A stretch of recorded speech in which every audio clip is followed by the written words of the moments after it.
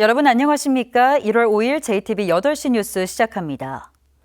경기도 용인 반도체 클러스터의 새만금 이전 가능성을 둘러싼 논의가 갈수록 격화되고 있습니다. 이제는 찬반 논쟁이 정치권으로 확산하고 있는데요. 오는 6월 지방선거를 앞두고 쟁점으로 떠오를 전망입니다. 정원익 기자입니다. 꾸준히 제기돼온 용인 반도체 클러스터의 지역 이전론에 힘을 실은 건 김성환 기후에너지환경부 장관입니다.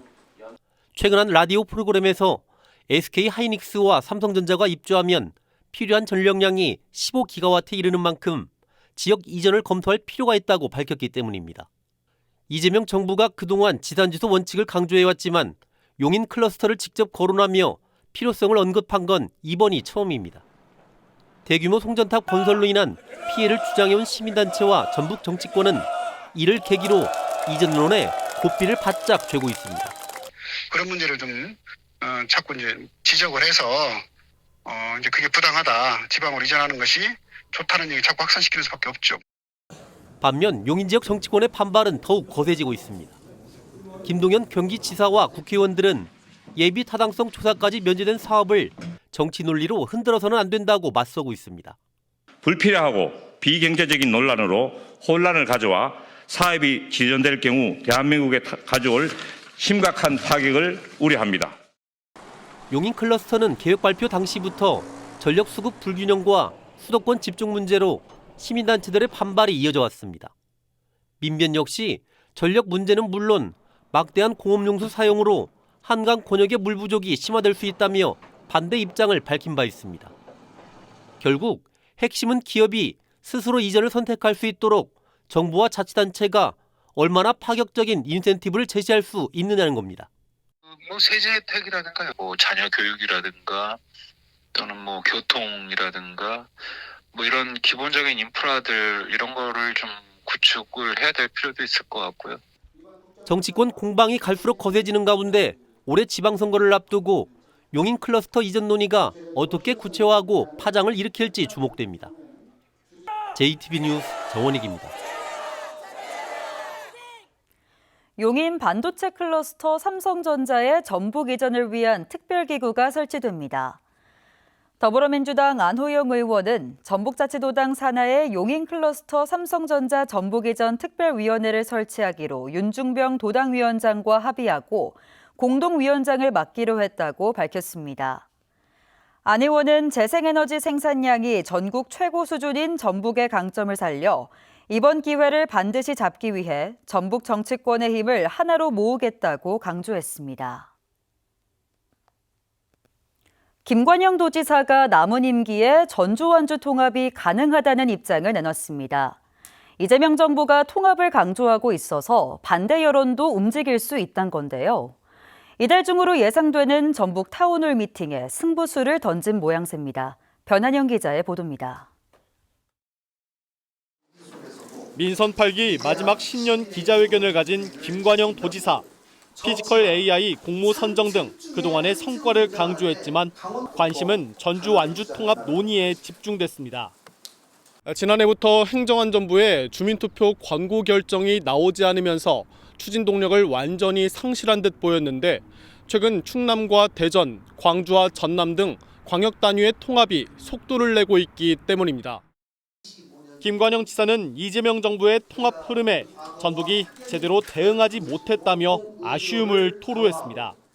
비판의 화살은 완주 지역 정치권을 향했는데 더 큰 미래로 나아가야 할 과제를 두고 넓은 시야를 갖지 못했다고 지적했습니다.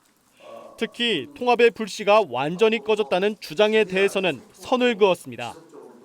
2월 달까지 특별법이 통과되면 충분히 통합시장 선거가 가능하다라는 그 미래 일정표를 대전, 충남과 광주, 전남에 제시했기 때문에 완주에서는 여전히 반대 여론이 높다는 걸 인정하면서도 공감대 형성이 가능하다는 김관영 도지사. 현 정부의 기조를 지켜봐달라는 건데 정부가 지원할 통합 혜택에 주목하면 반전이 가능하다는 뜻으로 풀이됩니다.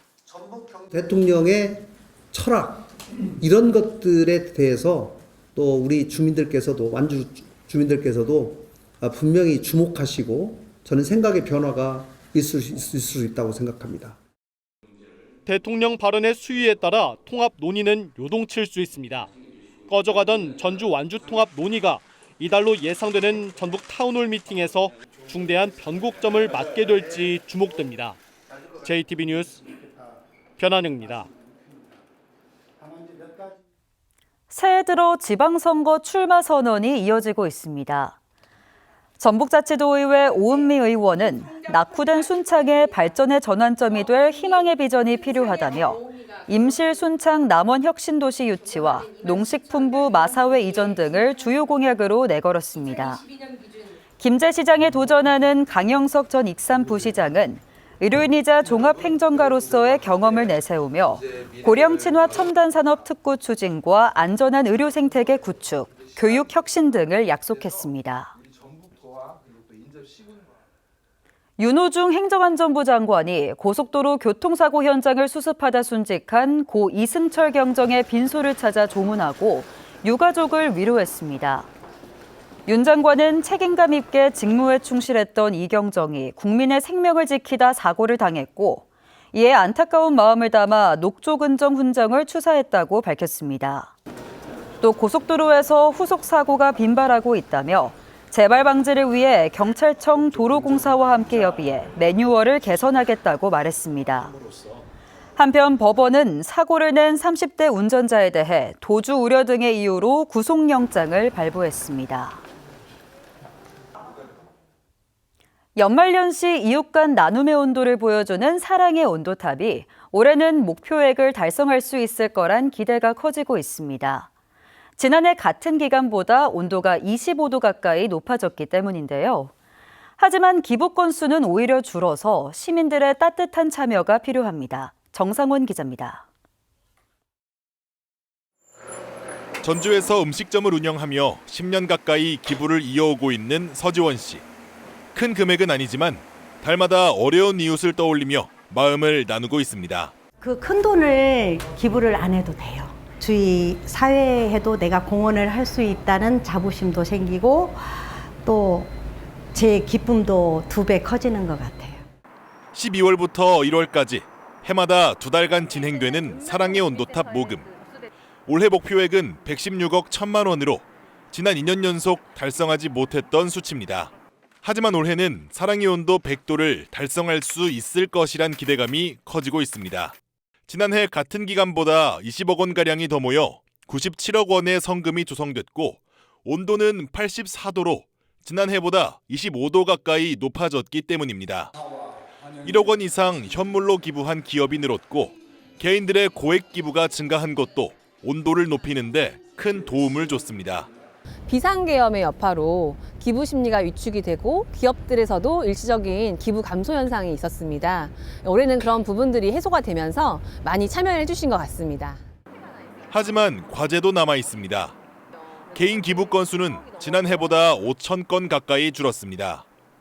전체 모금액은 늘었지만 경기 침체 등으로 소액 기부 참여가 줄면서 이웃 간 정을 나누는 기부의 폭은 오히려 좁아졌다는 평가입니다.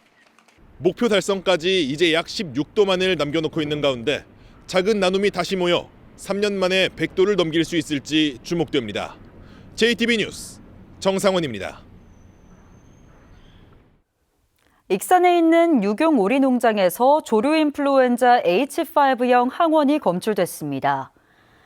전북자치도는 농림축산검역본부에서 고병원성 여부를 정밀 검사하고 있으며 결과가 나올 때까지 하루에서 사흘이 걸릴 것으로 예상된다고 밝혔습니다. 현재 조류 인플루엔자 확산을 막기 위해 도내 오리 사육 농장과 독축장, 축산 차량 등에는 내일 새벽 1시까지 일시 이동 중지 명령이 내려졌습니다.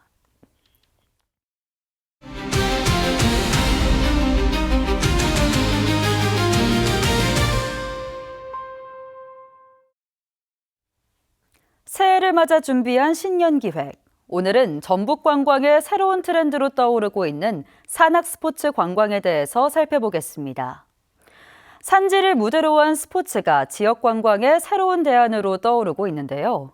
일회성 행사에 그치지 않고 지역의 브랜드로 자리 잡아 체류와 정착으로 이어질 수 있을지 주목됩니다. 강훈 기자의 보도입니다. 배번을 달고 출발선에서 준비를 하고 있는 선수들. 이들이 달리는 곳은 평범한 트랙이나 도로가 아닌 산길입니다. 지난 2022년 9월 1회를 시작으로 지난해 6번째 대회가 열린 산악달리기 트레일 레이스입니다.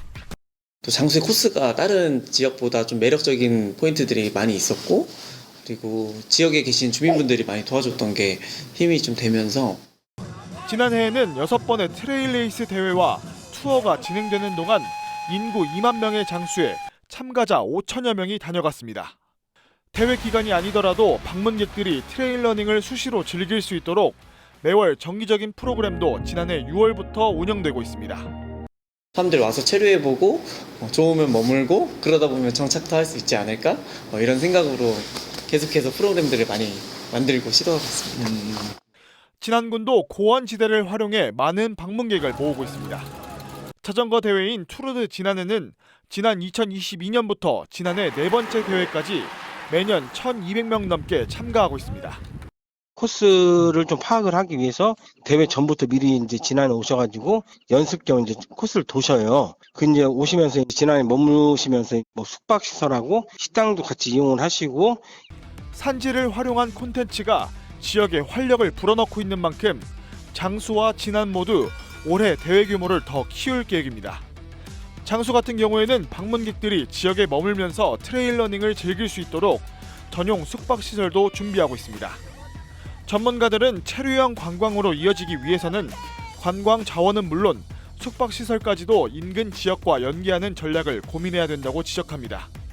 체류형이 되려면은 일단은 숙박이 좀 필요하거든요. 지역 연계로 해서 뭐 숙박 같은 거는 무주에서 하고, 그다음에 이제 여러 가지 스포츠는 또 지역이랑 같이 연계한다든지 이제 이런 것들이 좀 필요할 것 같아요. 장수와 진안의 산길이 대한민국을 대표하는 스포츠 관광의 무대가 될 수 있을지 기대가 모이고 있습니다. JTB 뉴스 강훈입니다. 정읍시가 한우산업의 경쟁력을 높이기 위해 다양한 지원 사업을 펼칩니다. 고창군은 고대 마한 역사의 핵심 유적인 봉덕리 고분군을 정비합니다. 시군 소식 김학준 기자입니다. 정읍시가 한우 산업을 육성하기 위해 올해 19억 원을 투입합니다. 정읍시는 이 사업비로 우량 한우 육성과 한우 품질 개선, 초유 면역제 지원 등 11개 사업을 추진해 한우 산업의 경쟁력을 높일 계획입니다. 저탄소 한우 육성과 우량함소 확보 등 미래지향적인 투자를 통해 정읍을 대한민국 한우 산업을 이끄는 중심지로 확실히 굳히겠습니다. 고창군은 오는 2028년까지 140억 원을 들여 봉덕리 고분군과 그 일원을 정비합니다. 고창군은 이번 사업이 완료되면 봉덕리 고분군 일대가 역사와 생태, 놀이를 연결하는 고대 역사 문화 공간이 될 것으로 기대하고 있습니다. 고창 봉덕리 고분군 일원의 체계적인 보존과 활용을 통해 마한 역사 문화의 핵심 거점을 알려내고 지역 경제 활성화에도 기여하겠습니다. 올해 김제 지평선 축제가 오는 10월 1일부터 닷새 동안 열립니다. 김제시는 올해 축제에서는 드론과 미디어 파사들을 활용한 다양한 볼거리를 선보여 행사를 전통과 현대가 어우러지는 축제로 만들 계획입니다. 전통의 멋에 현대적 감각을 더한 다채로운 프로그램을 마련하여 국내를 넘어 세계인이 함께 즐길 수 있는 축제로 준비해 나가도록 하겠습니다. 지난해 24만여 명의 관람객이 다녀간 남원 국제 드론제전이 정부 인증기관인 한국전시산업진흥회로부터 인증전시회 자격을 획득했습니다. 남원시는 이번 인증으로 드론 관련 기업과 기관 유치, 그리고 국내외 교류 활성화에 도움이 될 것으로 기대했습니다. JTB 뉴스 김학준입니다. 전북상공회의소 협의회의 신년 인사회와 전북경제대상 시상식이 김정태 회장 등 400여 명이 참석한 가운데 전주 라한호텔에서 열렸습니다. 상공인들은 이 자리에서 원자재값 상승과 소비 위축 등 경제 여건이 어렵지만 도전과 혁신을 통해 전북경제 활성화를 이끌어내자고 다짐했습니다. 전북경제대상에서는 창해 에탄올이 대상을, 본상 기업 부문은 풀무원 단원과 본상 경영인 부문은 삼양화성의 이형훈 대표이사가 각각 수상했습니다. 1956년에 지어진 전주중앙성당이 국가등록 문화유산으로 등록될 예정입니다. 국가유산청은 전주중앙성당이 우리나라 최초의 자치교구 주교자 성당으로 종교사적 가치가 있고 지붕 상부의 독특한 목조 트러스를 활용해 넓은 예배 공간을 확보한 건축 기술이 다른 성당과 차별성이 있다고 밝혔습니다. 국가유산청은 벽돌로 쌓은 종탑 상부와 목조 트러스, 원형 창호 등을 필수 보존 요소로 권고했습니다. 고객 정보를 도용해 몰래 휴대전화를 개통한 휴대전화 대리점 업주가 경찰에 붙잡혔습니다. 군산경찰서는 지난 2024년 11월부터 최근까지 대리점을 찾은 고객 50여 명의 개인정보를 도용해 몰래 휴대전화를 개통하고 2억 5천만 원가량의 수수료 등을 챙긴 혐의로 30대 남성을 붙잡았다고 밝혔습니다. 경찰은 이 남성이 주로 고령층을 상대로 범행을 저질렀고 피해 규모가 더 늘어날 가능성도 있다고 덧붙였습니다. 어젯밤 10시 20분쯤 전주시 금암동에 있는 헬스장에서 불이 나 30분 만에 진화됐습니다. 이 불로 헬스장 안에 있던 운동기구 등이 불에 타 소방서 추산 2천만 원의 재산 피해가 발생했습니다. 소방당국은 정확한 화재 원인을 조사하고 있습니다. 끝으로 날씨입니다. 절기상 소환인 오늘 전북은 맑은 가운데 한낮에도 쌀쌀한 날씨가 이어졌습니다. 내일은 대체로 흐리겠습니다. 아침 최저기온은 영하 9도에서 영하 5도, 최고기온은 4도에서 6도의 분포로 오늘과 비슷하겠습니다. 내일 새벽부터 아침 사이에 도내에 가시거리 1km 미만의 안개가 끼는 곳이 있을 것으로 예상돼 교통안전에 주의가 필요합니다. 전주기상지청은 당분간 대체로 맑은 날씨가 이어지다가 주말과 휴일에 눈이 내릴 것으로 내다봤습니다.